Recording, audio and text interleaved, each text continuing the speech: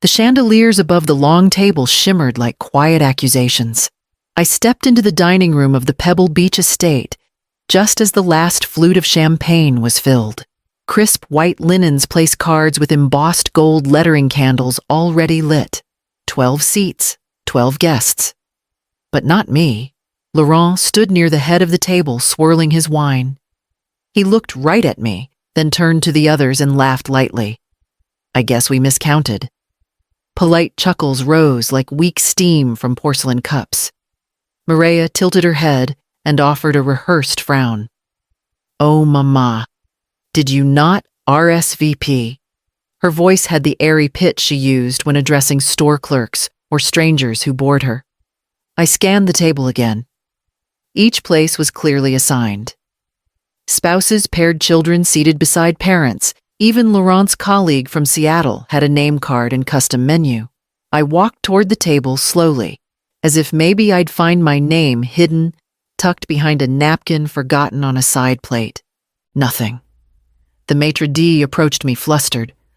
Madame Arizmendi, I was told only 12. I thought perhaps you— It's all right, I interrupted steady and soft. The air shifted. Conversations resumed, but at a strained volume. No one met my eyes. The couple at the end of the table avoided looking toward me at all, suddenly enraptured by their arugula salad. I felt my fingers tighten around my clutch. 5 years ago, I planned a wedding for a princess in Monaco. 3 years ago, I orchestrated a 10-day Himalayan trek for a billionaire tech widow. And tonight, my daughter and her husband couldn't find space for me at their table. Mireia raised her glass toward me, pretending to include. We'll fix it, Mama. Just give us a second. I smiled. Then I turned. No dramatics, no tears. Just the sharp tap of my heels as I walked out through the arched doorway and into the cool coastal air. The path back to the guest suites curved beneath tall pines, and I followed it silently. By the time I reached my suite, I already knew what I needed to do. There was a time when my phone never stopped ringing. Clients from Geneva, Hong Kong, Aspen, people who could buy anything but still trusted me to build experiences no money alone could design. A lantern-lit dinner on a glacier. A midnight gondola procession with no tourists in sight. A sky burial ceremony in Bhutan, silent sacred. Back then, I didn't just plan luxury. I curated awe. Then Raphael died. He had been my compass even when we didn't agree. Cancer came fast and grief came slow. Mireia was 24. She moved back home for a while, slept in her childhood bed, borrowed my sweaters without asking. We held each other through everything. That's the version I kept, the one I told myself. I remember the day she told me about Laurent. He's different, she said, eyes shining. He listens. And I believed her. I paid for half their down payment, brought in my contacts to secure their wedding venue after theirs fell through, coordinated everything quietly off the books, never asking for credit. I just wanted her to be happy. At first, she called often, needed advice, needed reassurance, and then slowly, very slowly, she stopped needing anything. Or rather, stopped wanting it from me. Invitations became, oh, didn't we send that? Phone calls turned into forwarded emails from Laurent's assistant. When they took that trip to Costa Rica last year, I found out from a tagged photo on someone else's story. I told myself they were busy, young, building their life. But now, here in this place, I helped finance at a table I had literally reserved with the estate concierge 6 months ago. There wasn't even a chair. Not one. My mind returned to the dining room. 12 name cards, gold-trimmed. My name hadn't been forgotten. It had been excluded.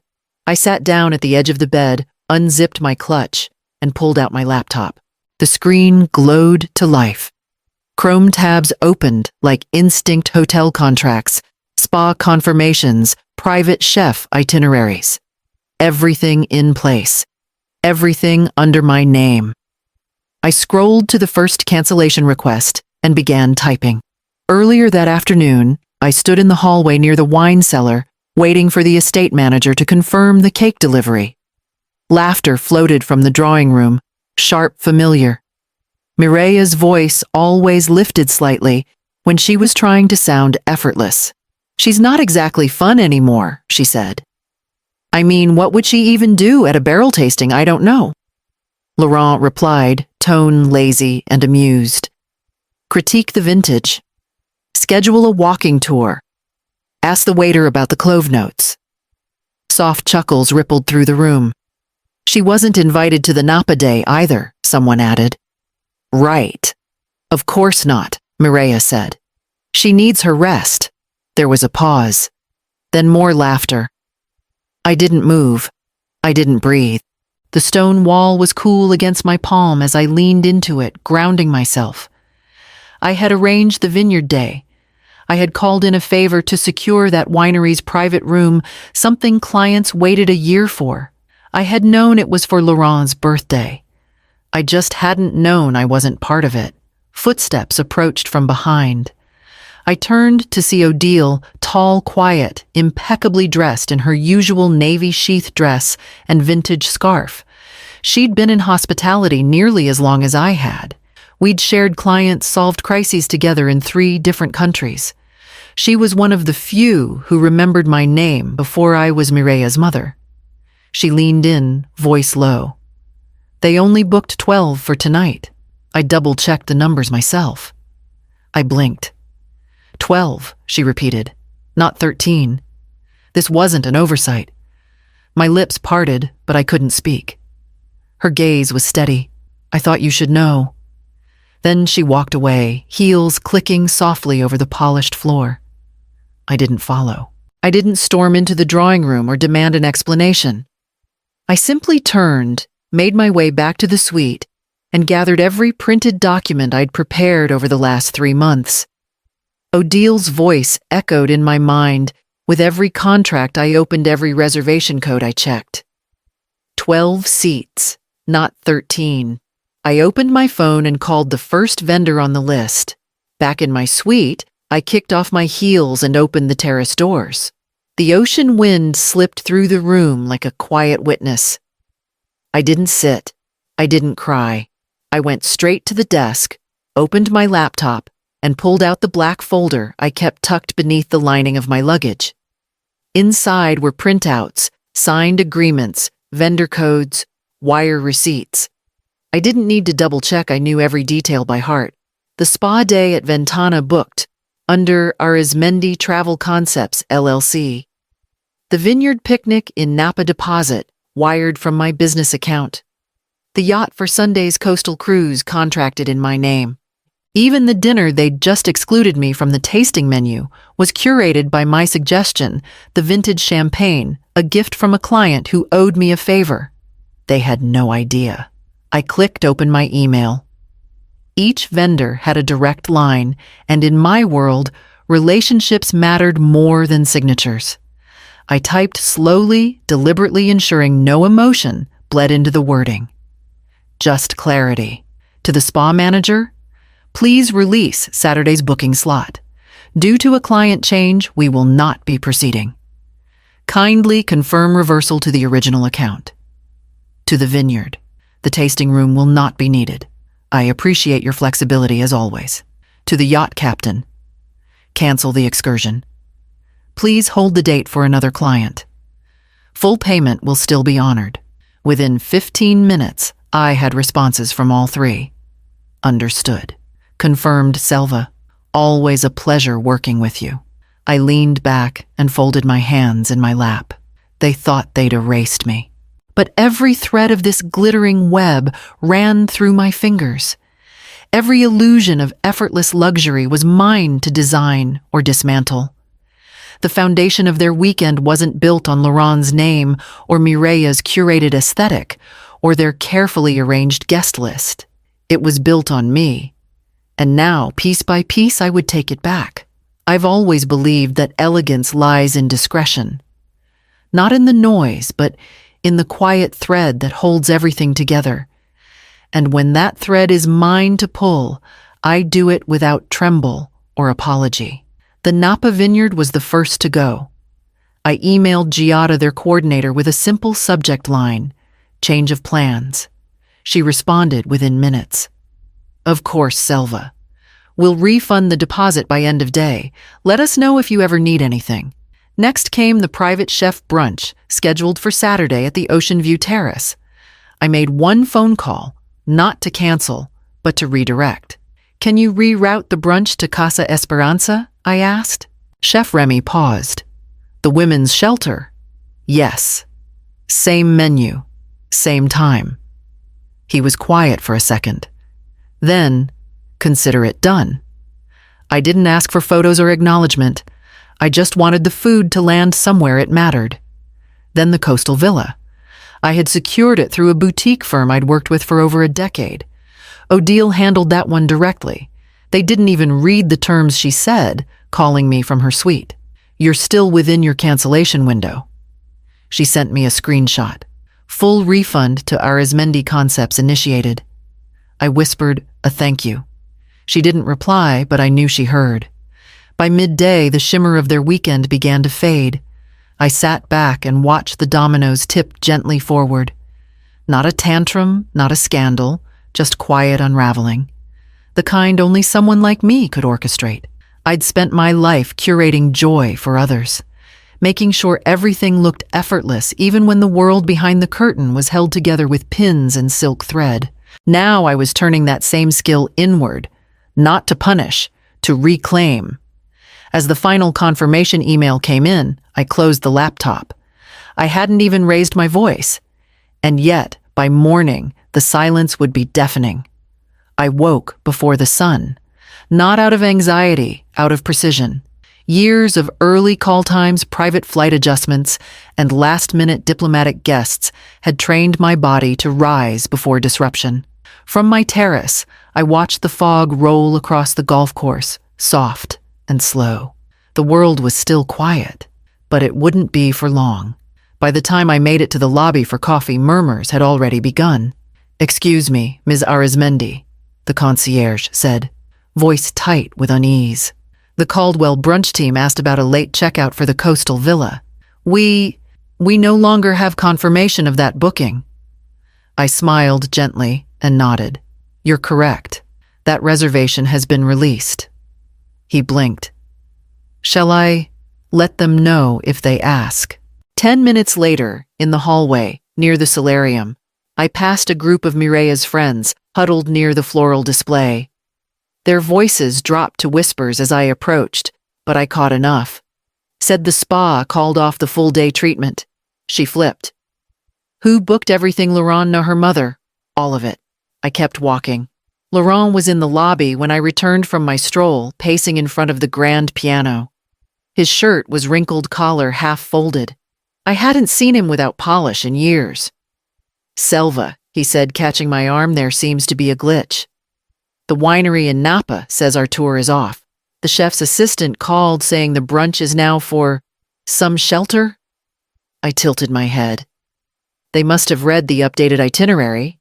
His jaw clenched. "You're joking." "No, I'm not." Just then Mireya appeared, cheeks flushed with frustration. "Mom," the spa manager said, "we need to talk to you."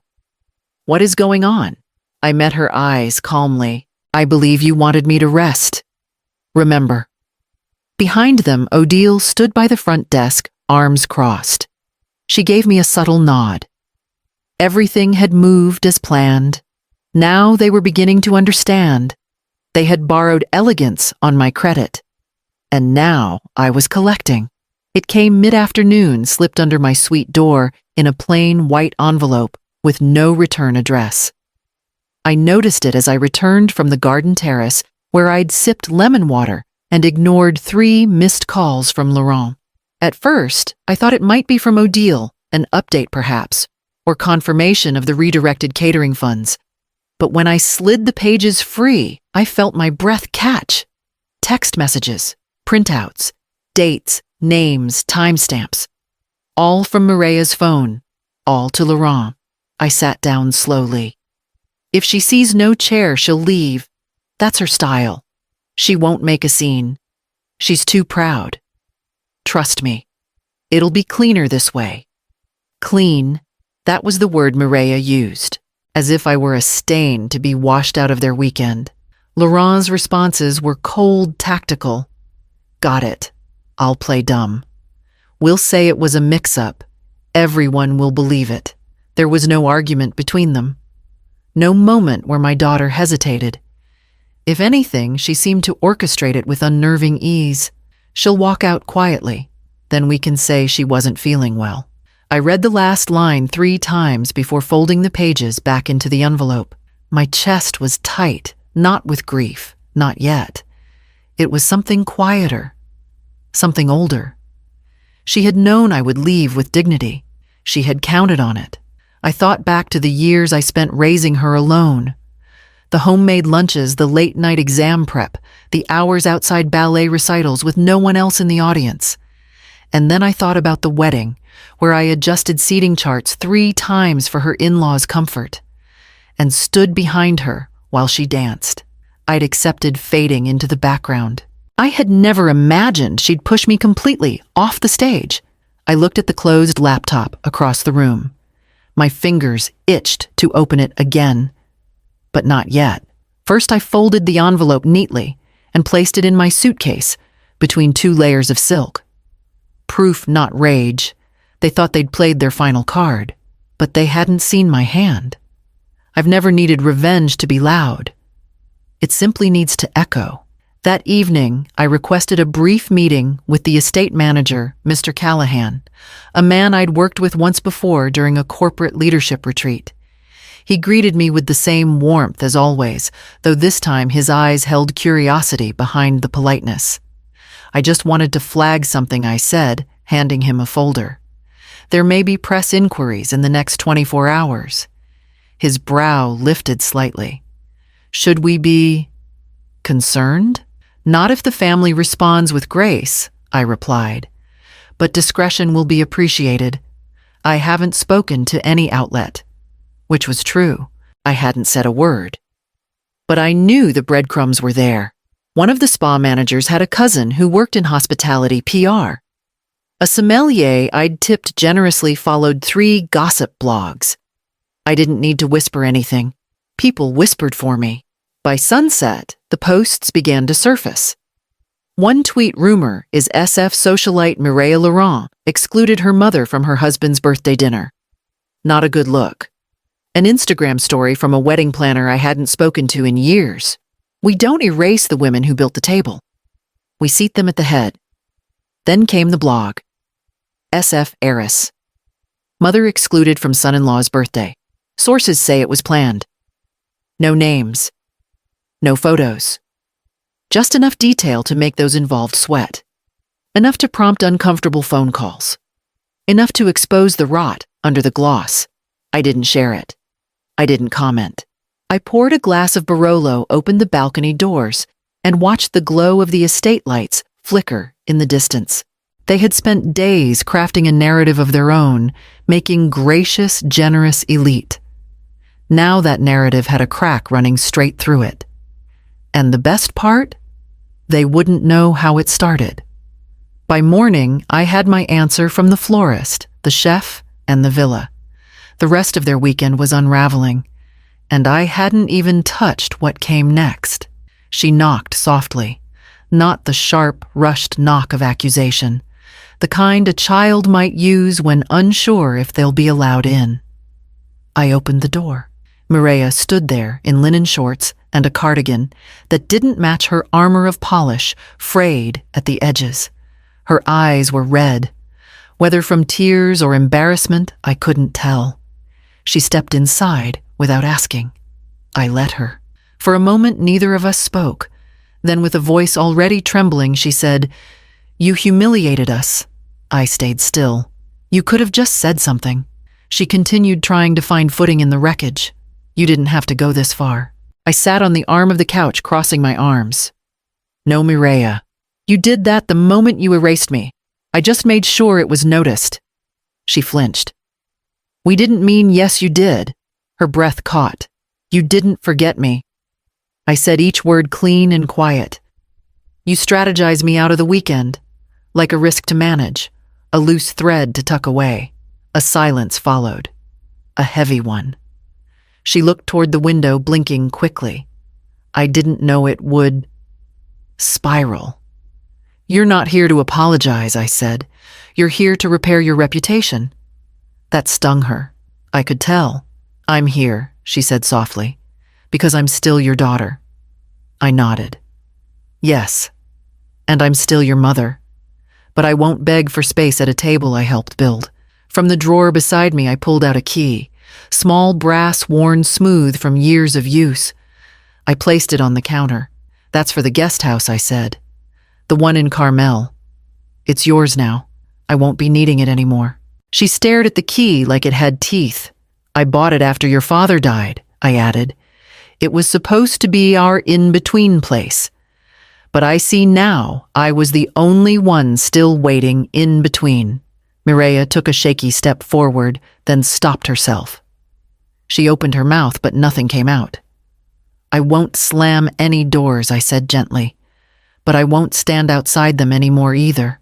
I watched as she closed the door behind her, quietly, almost carefully. And for the first time in years, I felt the room expand around me. The wind off the bay carried a salt-kissed chill, but I didn't mind. I'd brought a shawl, a linen one I'd picked up years ago at a market in Lisbon, the kind of soft that comes only with time. The balcony overlooked the Sausalito Marina. Below, the lights from anchored boats shimmered in the water like small, confident secrets. I ate slowly grilled halibut charred broccolini, a glass of cold Albarino. There was no occasion, no guest list, just me. Halfway through dinner, my phone buzzed once. I glanced at it. An email preview from a consulting group tied to the Windmere Foundation. Subject: Leadership. Through crisis. Are you available? The message was brief, respectful. Someone from the foundation had followed the story, or at least the shadows of it. A crisis event, they'd called it. But what they admired wasn't the spectacle, it was how I'd handled it. With poise. With control. They wanted me to consult for their International Resilience Initiative. Strategy. Event planning. Discretion. They didn't say the word revenge, but they didn't have to. I marked the email unread and set the phone down. The lights across the bay blinked softly in the dusk. A sailboat rocked gently in its slip. For a brief moment, I allowed myself to breathe without bracing. Then another buzz. This time, a text.